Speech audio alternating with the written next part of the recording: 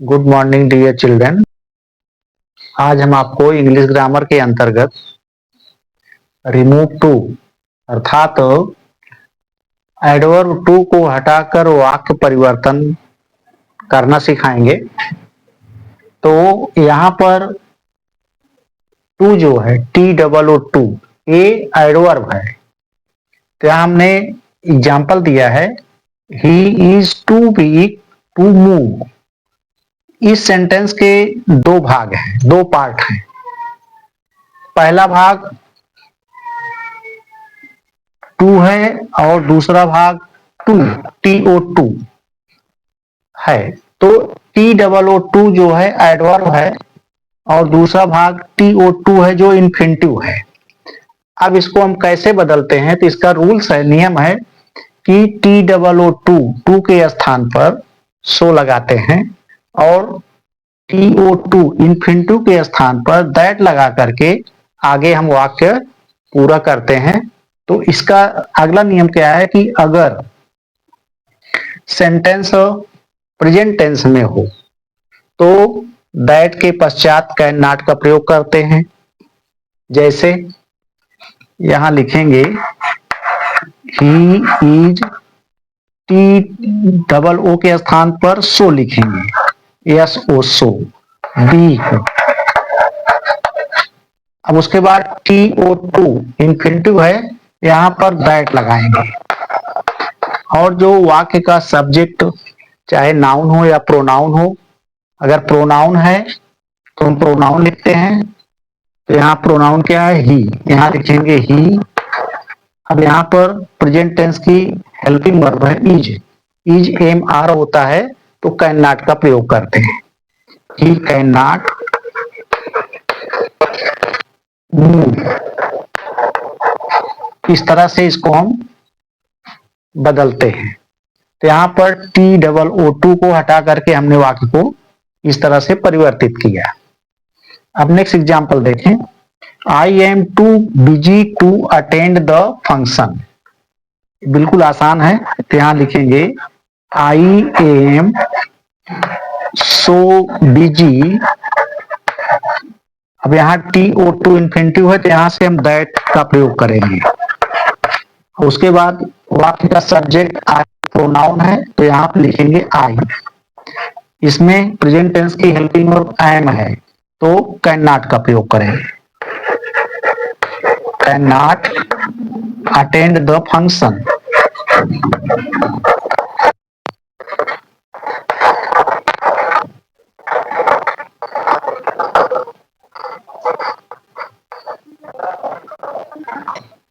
इस तरह से इसको हम बदल देते हैं। नेक्स्ट एग्जाम्पल देखें, यहां पर अगले नियम के अनुसार आपको आगे बताएंगे। Ramesh was too lame to be walk ahead.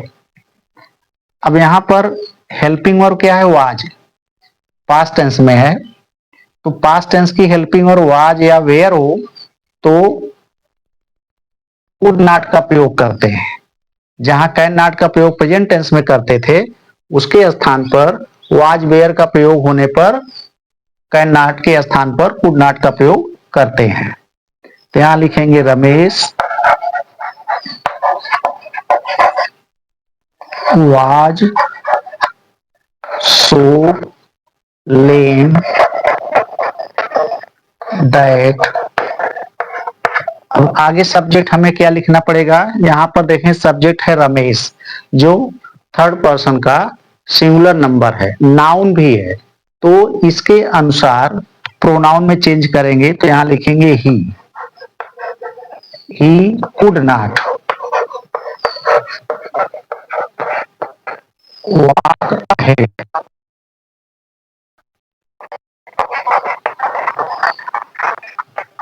इस तरह से इसको हम चेंज करेंगे। नेक्स्ट एग्जांपल देखें, Rupa was too poor to purchase books.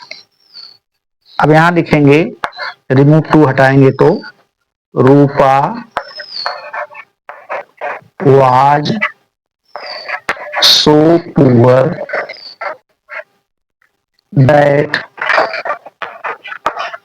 अब इसके बाद सब्जेक्ट क्या लिखेंगे, यहाँ ध्यान दें रूपा लिखा हुआ है। रूपा एक फेमिनिन जेंडर है, स्त्रीलिंग का सब्जेक्ट है, तो इसके अनुसार यहाँ पर सब्जेक्ट प्रोनाउन में बदलेगा, तो यहाँ लिखेंगे सी। रूपा के लिए सी का प्रयोग करेंगे। और यहाँ वाच का प्रयोग है तो कुड नॉट का प्रयोग करेंगे। सी कुड नॉट परचेज बुक्स। इस तरह से रिमूव टू हट जाता है, और रिमूव टू के हटने पर वाक्य का रूप सिर्फ बदलता है, उसका अर्थ नहीं बदलता है। अर्थात जो Rupa was too poor to purchase books, जो अर्थ इसका है वही अर्थ Rupa was so poor that she could not purchase books, इसका भी वही अर्थ है। सिर्फ अंतर क्या है दोनों में कि हमने टू को हटा करके उसको दूसरे रूप में परिवर्तित किया। अभी और आपको एग्जाम्पल देंगे जिसमें टू का प्रयोग होता है और वह वाक्य कैसे बदल जाते हैं। देखें next example, the tree is too high for me to climb. इस सेंटेंस में फॉर मी है, तो अगर इस तरह से for me, for us, for him, for them, for you जैसे शब्द हों तो इन्हें हटाकर इनके स्थान पर दैट के पश्चात सब्जेक्ट रिलेटेड प्रोनाउन यूज करते हैं। जैसे the tree is so high that. अब फॉर मी को हटा देंगे तो इसके बदले में यहां लिखेंगे I can not climb.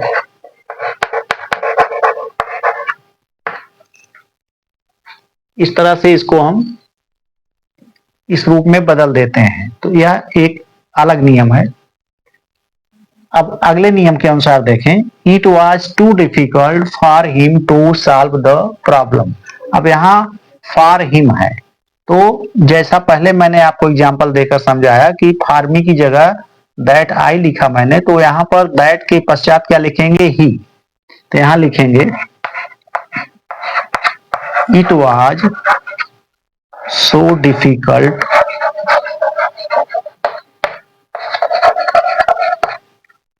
That he. अब यहाँ पर वाज है तो क्या लिखेंगे, could not, could not solve the problem.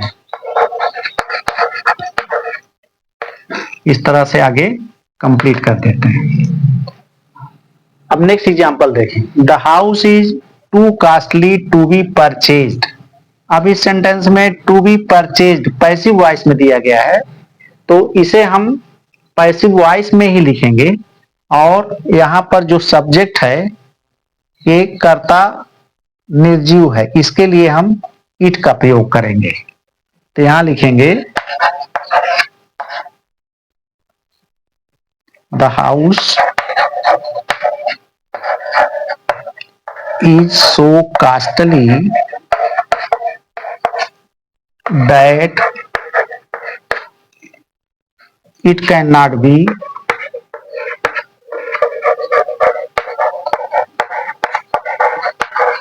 Purchased.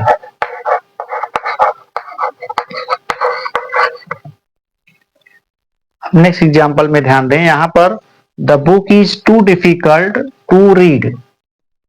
अब इसको भी हम पैसिव वॉइस में लिख सकते हैं। यहाँ टू रीड है ना, तो टू रीड के स्थान पर हम जब इसको रिमूव टू को हटाएंगे तो इसे भी पैसिव वॉइस में हम लिख सकते हैं। यहाँ का जो सब्जेक्ट द बुक है ये निर्जीव है, इसके लिए इट का प्रयोग करेंगे। तो यहाँ लिखेंगे the book is so difficult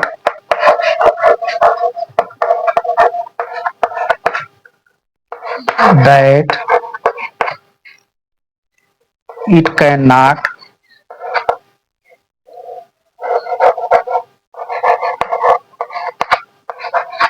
B red. इस तरह से इसको हम रिमूव टू को हटाकर रूप परिवर्तन कर सकते हैं। ये नियम के अनुसार है। अभी और आपको कुछ एग्जाम्पल हम देंगे जो अलग अलग नियम के रूप में रिमूव टू को हटाया जा सकता है। अब यहाँ देखें, एक हमने एग्जाम्पल अलग टाइप का दिया है, ही इज टू वीक। अब इसमें आगे इन्फिनिटिव का प्रयोग नहीं किया गया है। तो अगर इस तरह के वाक्य दिए जाएं तो उसको हम कैसे टू हटा करके उसका वाक्य परिवर्तन करते हैं। तो TOO को हटाकर मोर का प्रयोग करते हैं और देन के पश्चात इट इज प्रॉपर या ही शुड बी लिखते हैं। तो यहाँ पर सब्जेक्ट क्या है, ही। तो यहाँ आगे इसको हम जब चेंज करेंगे तो लिखेंगे ही इज मोर बी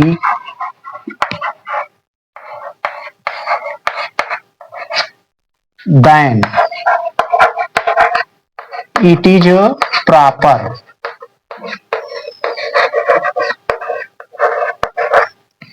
या इसको इस तरह से भी चेंज कर सकते हैं, he is more weak than he should be. तो अब ये नियम जो है आप समझ गए होंगे। तो इस प्रकार के सेंटेंस में इस तरह के नियम यूज किए जाते हैं। अब यहाँ पर दूसरे टाइप का सेंटेंस है, इट इज टू शॉकिंग। जैसा एग्जाम्पल ऊपर का है वैसा ए भी है, तो इसमें भी वैसे ही हम चेंज करेंगे, लिखेंगे it is more shocking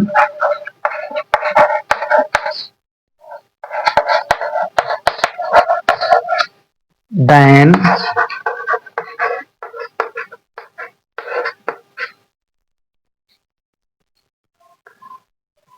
it is proper.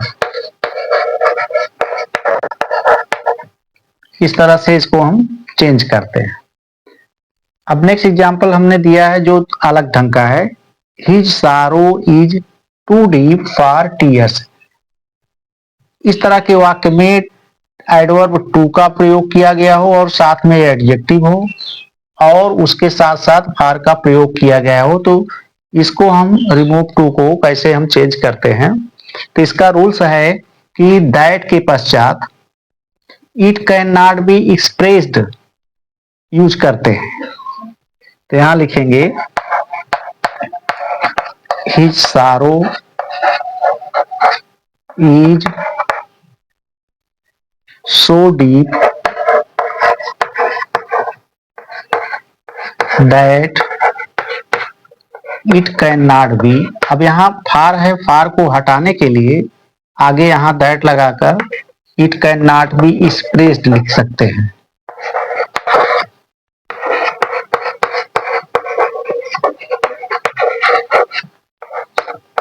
In tears. अब यहाँ जो इसका सेंस है, भाव है, उसके अनुसार यहाँ पर it can not be expressed का प्रयोग किया गया है। तो his sorrow is so deep that it can not be expressed in tears. अब नेक्स्ट एग्जांपल देखें, इट इज टू हॉट। जहां पर टू के पश्चात एडजेक्टिव दिया गया हो और उस पर प्रेशर एम्फेसाइज दे करके कहा जाए, तो ऐसे वाक्यों को बदलने के लिए ओवर, एक्सट्रीमली जैसे शब्दों का प्रयोग करके हम चेंज कर सकते हैं। तो इसका रूप इस तरह से बदलता है, इट इज एक्सट्रीमली